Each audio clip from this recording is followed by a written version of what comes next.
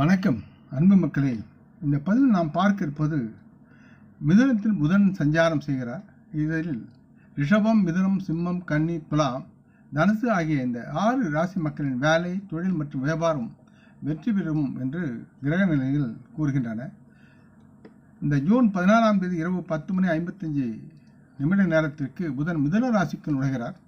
புதன் புத்திசாலித்தனம் கிரகம் என்று அறியப்படுகிறது. மேலும் இந்த கிரகத்தின் போக்குவரத்து பல ராசிகளின் வாழ்க்கையுடன் நல்லதொரு பலனை கொண்டு வந்து சேர்க்கிறது.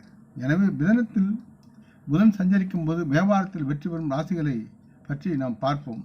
அந்த ராசிகள் ரிஷபம், மிதுனம், சிம்மம், கன்னி, துலாம், தனுசு ஆகிய இந்த 6 ராசிகளின் வேலை, தொழில் மற்றும் வியாபாரம் வெற்றி பெறும் என்று நம்பலாம். ரிஷபராசி மக்களுக்கு புதன் 2 மற்றும் 5ஆம் வீட்டிற்கு அதிபதியான கிரகம் தற்பொழுது 2ஆம் வீட்டிற்கு மாறுகிறார். இந்த காலகட்டத்தில் இவர்கள் நிறைய பணம் சம்பாதிப்பார்கள்.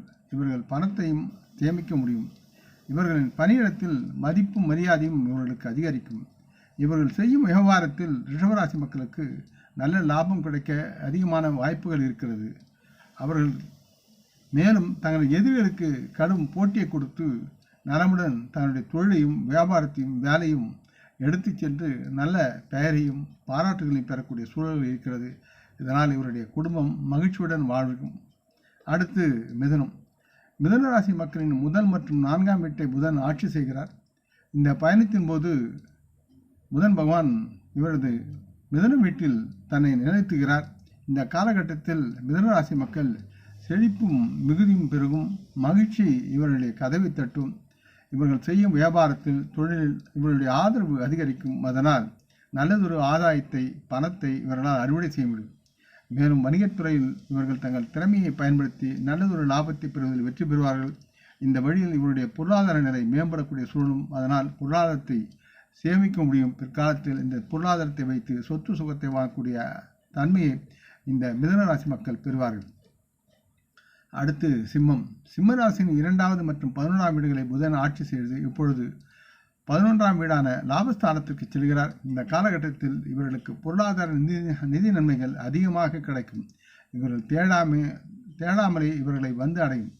வியாபாரம் செய்யும் சிம்மராசி மக்கள் அதிக லாபம் ஈட்ட சிறந்த உத்தியை கையாளுவார்கள். தொழில்துறையில் லாபம் பெறக்கூடிய சூழலும், மேலும் வணிக நடவடிக்கையில் நல்லதொரு லாபத்தை அறுவடை செய்யக்கூடிய சூழலும் இவர்களுக்கு கிடைக்கிறது என்று உணர்ந்து இவர்கள் செயல்பட வேண்டும். அடுத்து கன்னிராசி மக்களுக்கு புதன் தன் வீட்டையும் ஆட்சி செய்து இந்த பெயர்ச்சியின் போது 10ஆம் வீட்டிற்கு செல்கிறார். இவர்கள் கன்னிராசி மக்கள் தங்கள் தொழில் வெற்றி பெறுவார்கள். இதனால் தொழில் சம்பந்தமாக சில பயணங்கள் இவர்கள் வெளியே செல்ல வேண்டிய சூழலும் இருக்கிறது. இந்த காலகட்டத்தில் இவருடைய பயணங்கள் யாவும் இவர்களுக்கு ஆதாயத்தை தரும்.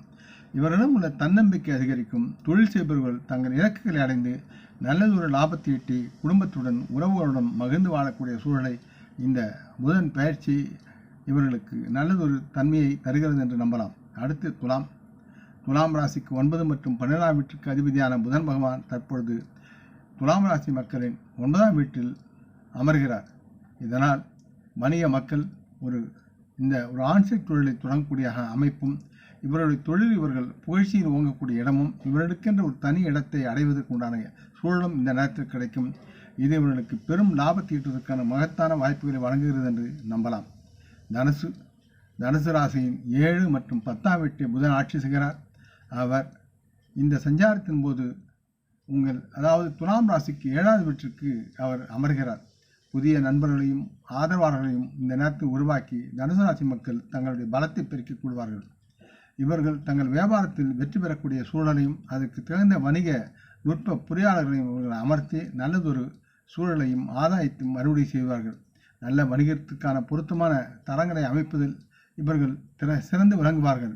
வியாபாரத்தில் இருக்கும் தனுசு ராசி மக்கள் பணம் சம்பாதிக்கும் வாய்ப்பை நல்லதொரு சூழலில் பெறுவார்கள். அதை இவர்களால் சேமிக்க முடியும். மேலும் தனுசு ராசி மக்கள் தங்கள் எதிரிகளுக்கு வலுவான போட்டியை இந்த நேரத்தில் கொடுத்து தங்களுடைய அறிவால் உயர்ந்து நிற்பார்கள். ஆக இந்த பதிவை நீங்கள் விரும்பி இருப்பீர்கள் நம்புகிறேன். அப்படி இருந்தால் நீங்கள் இதை உங்கள் நலமுறைகளை பகிர்ந்து கொள்ள வேண்டும் என்று கேட்டுக்கொள்கிறேன். நம் முன்னோர்களை மனமுந்து போற்றுவோம். இந்த பதிவை லைக் செய்து சப்ஸ்கிரைப் செய்து மற்றவருக்கும் பகிரும் அன்பர்கள் யாவரும் வளமுடன் நலமாக தேக திரகாத்திர ஆரோக்கியத்துடன் சகலவிதமான தானிய ஆபரண ஐஸ்வரனை பெற்று சர்வ காரிய ஜெயத்துடன் வாழ்வாங்க வாழ வேண்டும் என்று இறைவன் பாதம் பணிகிறேன். வணக்கம், நன்றி.